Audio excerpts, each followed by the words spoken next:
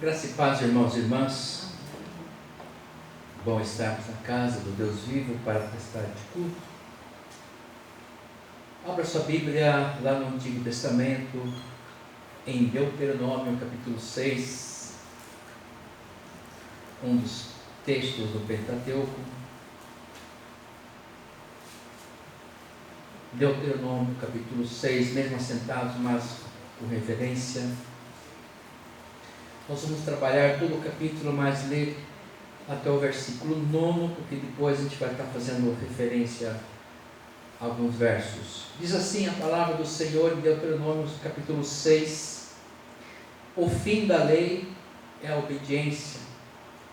Estes, pois, são os mandamentos, os estatutos e os juízos que mandou o Senhor teu Deus, se te ensinassem, para que os cumprisses na terra a que passas a possuir, para que temas ao Senhor teu Deus e guardes todos os seus estatutos e mandamentos que eu te ordeno, tu e teu filho e o filho do teu filho, todos os dias da tua vida, e que teus dias sejam prolongados.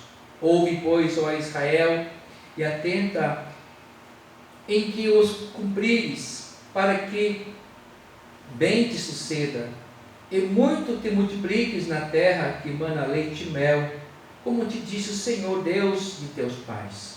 Ouve, Israel, o Senhor nosso Deus é o único Senhor.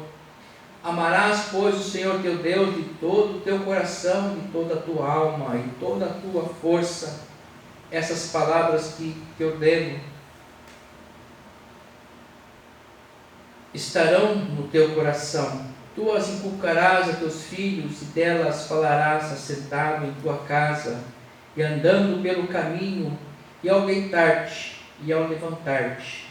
Também as atarás como sinal na tua mão, e te serão por frontal entre os olhos, e as inculcarás, e as escreverás nos umbrais da tua casa e nas tuas portas.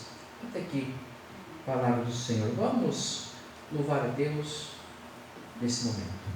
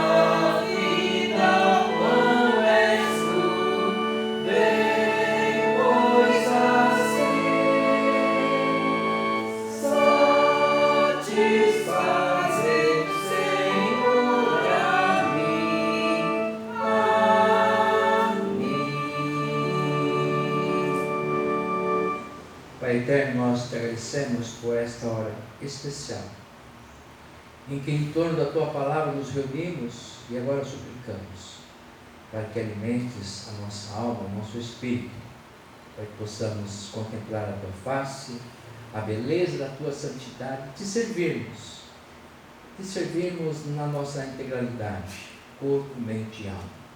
Nos abençoe. Nós oramos suplicando no teu nome, Jesus. Amém.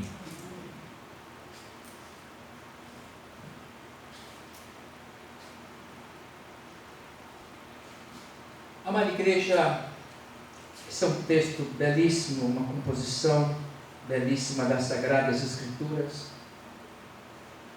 Está lá no Pentateuco.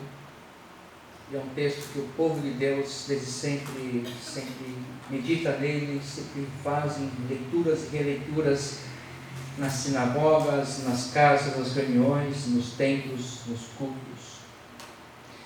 No capítulo 5, anterior ao 6, nós temos os 10 mandamentos, já na sua repetição, lá do Êxodo 20. Então esse texto do Deuteronômio é um texto bastante importante na composição que vai nortear a vida do povo de Deus logo que eles saíram da escravidão do Egito. E nós estamos também próximos para celebrarmos mais um culto das primícias domingo que vem, onde nós celebramos tudo aquilo que Deus tem feito, tem nos abençoado, tem nos dado, apesar de nós, apesar às vezes das nossas ingratidões, de nós não reconhecermos que Deus é soberano e tem nos abençoado por demais, sobremaneira. Mas nós, domingo que vem, estaremos celebrando aí um culto especial das primícias. Então, hoje nós precisamos pensar muito em sermos gratos mesmo ao Senhor por tudo, apesar de muitas coisas. Sabemos que tudo vem dele. Nós somos uma sociedade que não gosta muito de cumprir ordens, seguir leis, regulamentos, uma sociedade que exige seus direitos, e aliás temos muitos direitos, né? E às vezes precisamos até brigar por eles mesmo, mas aí exigimos, e às vezes colocamos o Senhor Deus nessa mesma malha, queremos exigir, sendo que Ele já tudo vem dele, basta nós apenas olharmos em volta, na nossa própria história, e termos um coração mais grato, mais agradecido. Em certa medida, nós somos assim, ingratos, todos nós. Nós sempre parece que buscamos algo mais, e mais, e mais. E eu creio que Deus colocou isso dentro de nós, do nosso coração, da nossa mente, de buscarmos e não ficarmos nunca na inércia, mas também não perdermos a consciência de quem é Deus e quem nós somos, e usarmos a nossa energia, né, o nosso potencial, aquilo que Deus nos coloca, para as coisas boas. Primeiramente, ser grato a Deus, reconhecer que Ele é Deus soberano e que tem nos dado, oferecido tudo de bom, em especial a salvação em Cristo Jesus. Estávamos nós mortos nos nossos delitos e pecados, e Ele nos oferece vida e vida eterna. Temos que ser gratos. E quando nós temos essa consciência, tudo deve mudar na nossa caminhada, e tudo muda. Nós passamos a enxergar, a olhar para a vida de maneira diferente. Um coração alegre vai estar abençoando o seu próprio dia, seu próprio ser, e também aqueles que convivem conosco. Quem tem um coração agradecido vai permear outras vidas com esse mesmo sentimento. O contrário, infelizmente, também é verdadeiro. Se nós temos um coração mal agradecido, vamos ser pessoas amargas, pessoas que de difícil convivência, e vamos estar transparecendo isso, e às vezes a gente acaba aprendendo isso também, né? Tudo é uma questão de influência. E como é que nós temos influenciado as pessoas que vivem conosco? Às vezes, como nós temos sido influenciados. Resta saber se é de maneira boa ou ruim, mas a gente precisa ter a consciência que a palavra de Deus hoje nos orienta, nos fala que Ele é um Deus poderoso, um Deus amoroso, que nos tira, nos liberta das nossas escravidões e nos coloca para um mundo inteiro à nossa frente, e sabendo que tudo é para nós e que tudo vem dele. Basta então nós reconhecermos isso, que nós somos de fato seus filhos, e temos aí uma vida inteira a desfrutarmos.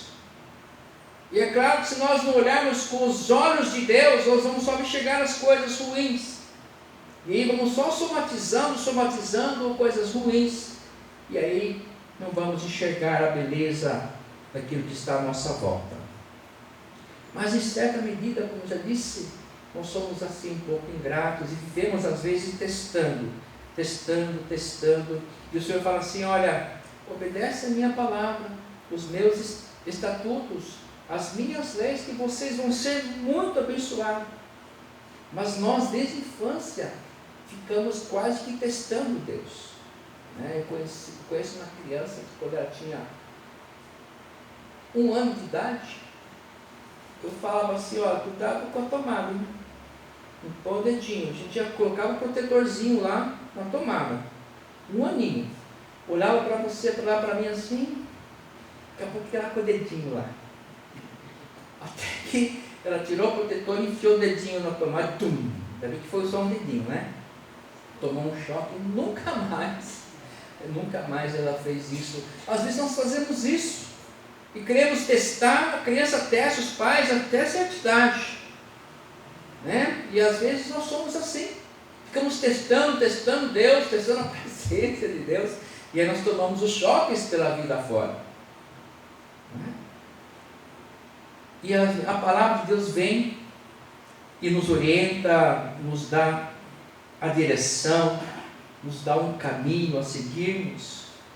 Por que será que nós somos assim? Ficamos testando, acreditando em partes na palavra de Deus.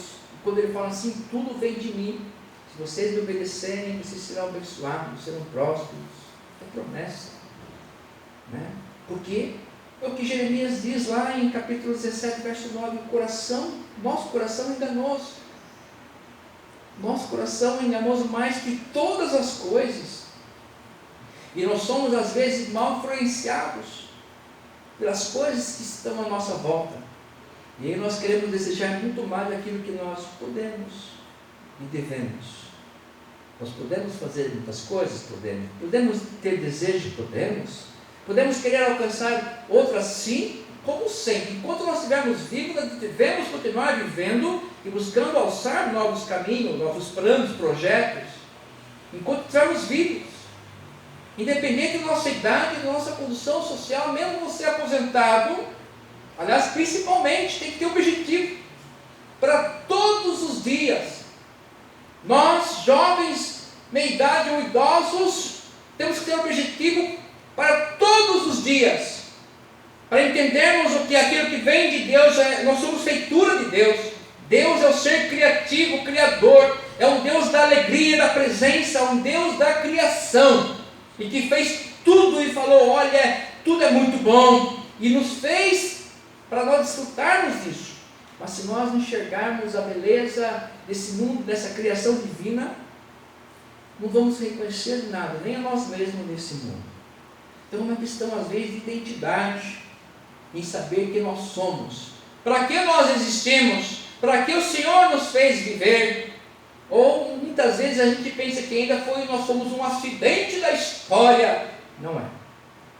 Como nós, não há outra pessoa, não há outra identidade digital, não há outra pessoa como você, nunca houve. A palavra de Deus me ajuda a entender que aqui ninguém vai se reencarnar, aqui ninguém se reencarnou e vai se reencarnar. Não. A palavra de Deus, o Senhor me diz que cabe ao homem viver uma vida só, depois disso virá o juízo. Palavras do Senhor Deus. Então nós precisamos parar de questionar a Deus, ficar testando Deus, brincando com Deus, e cremos de fato na sua palavra, e de fato seremos abençoados, e quem sabe seremos tocados de maneira tal que consciência nos também tocará, e viveremos sabendo que Ele é o que está na nossa vida, que nós somos suas feituras e somos amados por eles, por eles, Pai, Filho e Espírito Santo, que caminha conosco. Se nós tivéssemos essa consciência de quem nós somos diante do Senhor Deus Altíssimo, né? E que nós que dizemos que andamos com Jesus, como disseram aqui já na quarta-feira passada, no domingo passado também, se nós andamos com Jesus, temos que nos parecer um pouco com Ele. Parecer com Jesus. Não fisicamente, né? Mas espiritualmente, pelos seus modos de ação, como Ele trata as questões. Nós temos que pensar um pouco nisso. Em primeiro lugar, o Senhor aqui, sabendo da nossa necessidade e também desejo de viver longe das leis e regras, e isso só nos coloca em dificuldades, vem através do seu servo e expõe a sua lei. E ele coloca então a sua lei para quê? Para nos orientar. Para quê? Para nos orientar. Olha o verso 25. O que ele nos diz: será por nós justiça, quando tivermos cuidado de cumprir todos esses mandamentos perante o Senhor nosso Deus, como nos tem ordenado. Então para nós é justiça. Nós gostamos de fazer justiça. Gostamos, temos uma coisa assim fantástica. Somos justiceiros às vezes.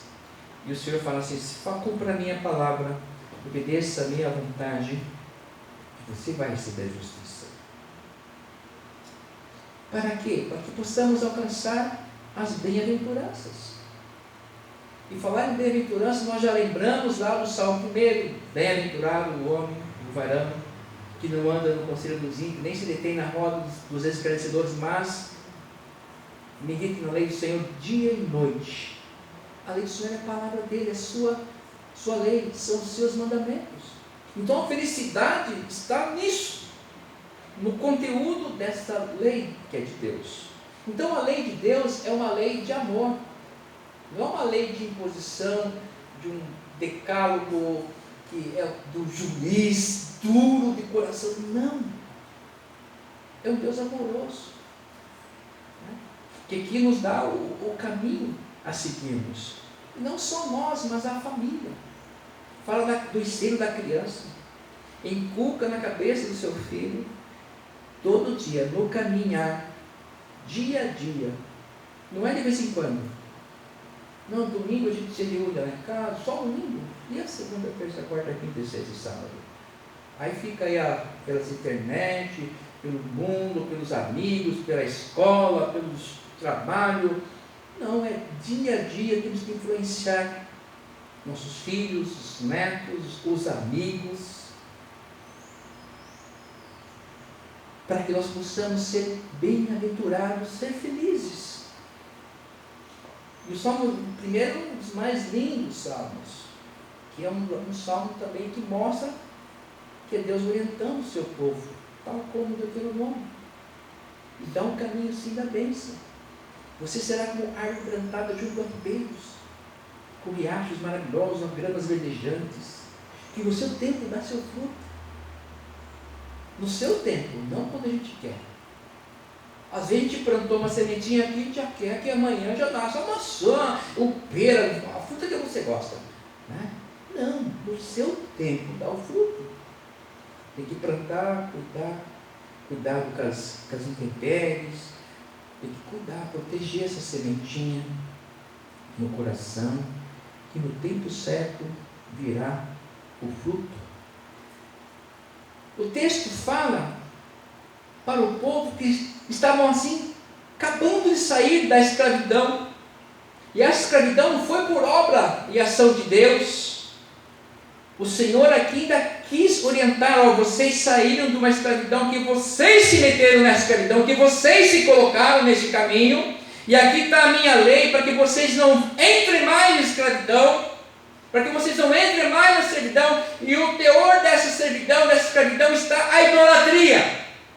É servir deuses que não falam, são mudos, não enxergam, não cheiram, para que vocês não caiam mais nesse buraco, nessa vala, e atendam às vontades humanas, de dominação de vocês, porque no fundo da idolatria está a dominação humana da grande massa da sociedade, e a sociedade vai sendo cabrestada, e idolatrando pessoas, imagens, e se tornaram escravos. E aí o Senhor viu a oração do seu povo e mandou o seu servo para ir lá retirar esse povo da escravidão com mão poderosa, sob as 10 pragas. Não foi fácil, porque a escravidão ela entra nas entranhas de cada um de nós e nos faz reféns. Não é fácil se libertar do pecado, e quando esse pecado por muito tempo tem nos escravizado, às vezes precisam de 10 ações divinas, como foram as 10 pragas. Mas eu creio que essa libertação chega E aí tem a palavra de Deus para nos orientar, para que nós não voltemos mais a sermos escravos de nós mesmos. E aqui o Senhor estabelece um caminho minucioso. E o Senhor aqui não deixa nenhuma brecha. Ele trabalha, Ele trata de todos os meandros da nossa vida. E o seu povo, aos que mantêm o seu caminho, Ele promete proteger e abençoar sobremaneira, não de qualquer jeito, com bênçãos além daquilo que projetaram e plantaram. Olha o verso 10 a 12. Havendo-te, pois, Senhor teu Deus, introduzido na terra que sob juramento prometeu a teus pais Abraão, Isaque e Jacó, te daria grandes e boas cidades que tu não edificaste, e casas cheias de tudo que é bom, casas que não encheste, e poços abertos que não abriste, vinhais e olivais que não plantaste, e quando comeres e te fartares, guarda-te, para que não esqueças que o Senhor, que te tirou da terra do Egito, a cada servidão, o Senhor teu Deus temerás, e a Ele servirás, e ao teu nome jurarás. Não seguirás outros deuses, nenhum outro dos deuses dos povos que houver à roda de ti, ao seu redor, porque o Senhor teu Deus é Deus zeloso no meio de ti, para que a ira do Senhor teu Deus não te acenda contra ti e te destrua sobre a face da terra. E ele prossegue. Aqui ele já está orientando, falando que vai abençoar com coisas que nós nem fizemos, nem merecemos. Mas ele já dá a dica, cuidado. Onde você mete os teus pés e suas mãos, para que você não perca, para que você de novo não volte à escravidão, não seja destruído. Como deve ser então a vida do povo diante do Senhor, a vida que Ele propõe? Esses são os mandamentos, os estatutos do Senhor. É só nós relermos até o versículo 9. Aqui está a minha vontade, a minha lei, o caminho que você tem que seguir. Né? Esse é o caminho. Aquilo que Jesus vai dizer lá em João 14,6. Ou João 14,6. É João 14,6? É isso aqui? Alguém sabe de cor? Não, né? Eu sou o caminho. Amém. O caminho é Ele. O Senhor está dizendo para o povo de Deus desde sempre, mostrando o caminho. Eu sou o caminho. Viu? Ele é o caminho. A lei é dele. Somente dele. E promete. Aqui, ó. Fico pensando. Se nós entendermos de fato a palavra de Deus, se nos abrirmos para eles, abraçarmos esse Deus maravilhoso que tem nos envolvido, tem nos abraçado, tem nos acolhido, nós seremos abençoados de tal maneira, até com coisas que nós nem pensamos, nós nem sonhamos, para além da nossa plantação. É o que está dizendo aqui. Vocês vão morar em casa que vocês nunca pensaram. Vocês vão ter coisas, vão tomar vinho, comer coisas que vocês não plantaram. Alguém vai te dar, alguém vai te abençoar. É Deus falando isso para o seu povo. Quando eles chegaram na terra prometida lá, já estavam tudo pronto, tudo para eles. Terra que manava leite e mel. Mas se mantiver essa obediência, é por isso que no comecinho eu falei que nós queremos exigir demais às vezes, até de Deus, sem ter direitos. Não precisamos não exigir nada do Senhor, que Ele dá para nós sobremaneira, muito mais além do que nós precisamos e merecemos. Não precisamos exigir do Senhor determinar as coisas, porque Ele é Deus zeloso, Ele zela, é o zelador da nossa vida, não vai faltar nada, os elevadores vão estar sempre funcionando. Estou uma semana sem elevador lá no meu prédio. Cada um é a ANEEL, é o síndico, é a rua, ninguém resolve nada. O Senhor é o nosso zelador, Ele zela os mínimos detalhes da nossa vida. Ele fala assim, olha, Obedeça a minha palavra, medita na minha palavra dia e noite, obedeça e faça com que também os seus filhos sejam orientados, e coloque na cabecinha dele o meu amor, a minha palavra, o desejo, porque eu amo todos e quero abençoar todos, você e sua descendência. Esse é o nosso Deus, o Deus da paz e da vida, o Deus da vida e vida eterna. Não qualquer vida, não uma vida matusquela medíocre, uma vida baseada apenas nos nossos medíocres salários, uma vida para muito além daquilo que nós merecemos, muito além daquilo que nós plantamos, muito além daquilo que nós somos, porque Ele é Deus zeloso, Deus forte, e quando Ele ouve a oração, Ele manda os seus servos, vai lá, solta o meu povo. Eu ouvi a oração deles. O Senhor é o nosso Deus, que nos fez e estabeleceu um caminho, plano perfeito de vida plena a todos os que nele crerem e lhe for fiel. Como somos imperfeitos e sujeitos ao erro, a errar o caminho, então nós precisamos nunca nos afastar da sua presença e direção, e olharmos para o Senhor Deus, que tem falado há séculos, desde a antiguidade. Ouve, ó Israel, esse aqui é o meu caminho. E depois ele renova isso na sua personificação em Cristo Jesus. Ele se encarnou e fala: eu sou o caminho, a verdade e a vida. Ninguém vai ao Pai senão por mim. O caminho é Jesus Cristo. O caminho é Jesus Cristo. Não tem outra religião, outro Deus além de mim, diz o Senhor Deus. Não há salvação se não for em Jesus Cristo. Não tem salvação. Pode ter caminhos bonzinhos, filosofias maravilhosas, mas a salvação, a vida plena, é só Jesus Cristo, que é o próprio Deus encarnado. Quem tem nos dado a sua palavra em todo o tempo, para que nós possamos nunca sermos enganados pelos engodos do passado e do presente, que nós coloquemos a nossa confiança somente no Senhor, no Deus vivo, o Deus Criador dos céus e da terra, no nosso Deus, e não adoremos outros deuses que não existem, viu?